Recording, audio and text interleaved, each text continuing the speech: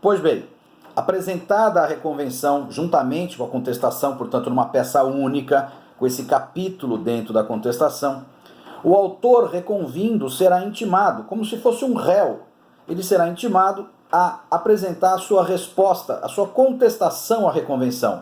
Portanto, o autor, aquele que tinha ajuizado a ação originalmente e que agora se transformou em réu, na verdade, autor reconvindo, ele é intimado na pessoa do seu advogado, portanto, não há nova citação, porque ele já tem advogado, ele é apenas intimado por seu advogado a apresentar essa contestação da reconvenção. O mesmo prazo de 15 dias, como se fosse uma açãozinha dentro da ação principal.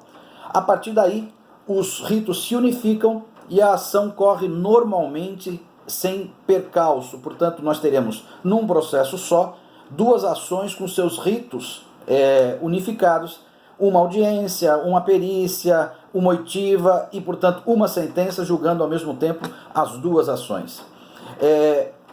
Uma coisa importante, a reconvenção ela só é vinculada, ela só é condicionada no momento do ajuizamento, ou seja, é evidente que para ter reconvenção a gente tem que ter uma ação original. Só que a partir do instante em que a reconvenção é apresentada junto com a contestação, ela ganha autonomia, de modo que mesmo que a ação principal sofra desistência, seja extinta, a reconvenção é autônoma e deve continuar, ainda que seja estranho, porque ela na verdade nem é uma petição judicial, ela está um capítulo dentro da contestação, mas ela se caracteriza como uma ação. E, portanto, essa autonomia faz com que ela se mantenha, mesmo que aconteça alguma coisa com a ação principal, seja extinta ou sofra desistência, e essa autonomia se mantém. Agora, alguns pontos importantes que estão escritos nesse capítulo da reconvenção. A primeira coisa é a possibilidade da reconvenção permitir a inclusão de terceiros, ou seja, o réu reconvinte, quando apresenta a reconvenção, ele pode estar junto com um terceiro que não estava na ação original, e ele pode também ajuizar a reconvenção contra um terceiro que não estava na ação original. Ou seja, a gente pode ter o réu reconvinte e mais um na reconvenção, ou o autor reconvindo e mais um na reconvenção. Vamos imaginar, apenas para ilustrar, um exemplo que inclusive está na apostila, de que alguém vende, duas pessoas vendem um bem para um terceiro. A e B vendem um bem para C. C não paga. A entra com a ação contra C, cobrando esse valor.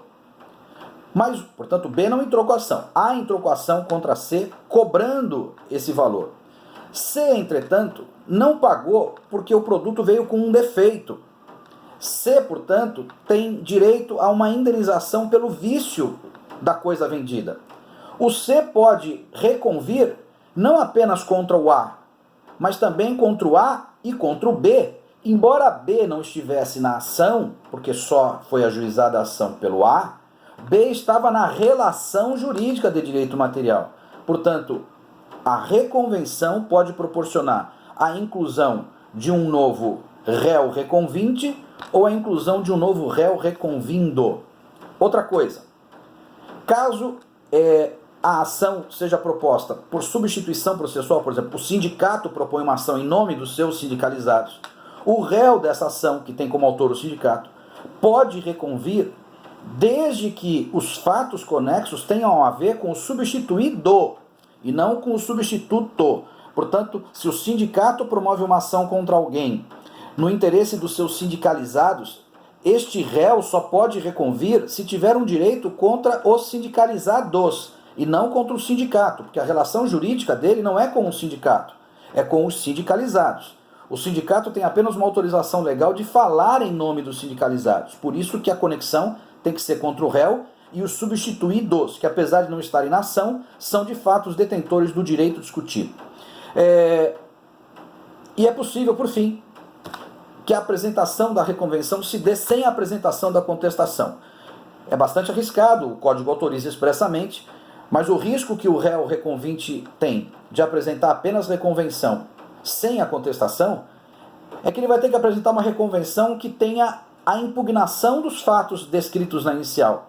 Porque, salvo o contrário, em situação contrária, ele corre o risco de ter os fatos não impugnados presumidamente verdadeiros. Portanto, ele vai ter que fazer uma reconvenção que tenha a possibilidade de impugnar pontualmente todos os fatos descritos na inicial. Quando então o juiz, apesar de não haver contestação formalmente, ele vai considerar que os fatos trazidos na reconvenção são suficientes para impugnar os fatos trazidos pelo autor no inicial.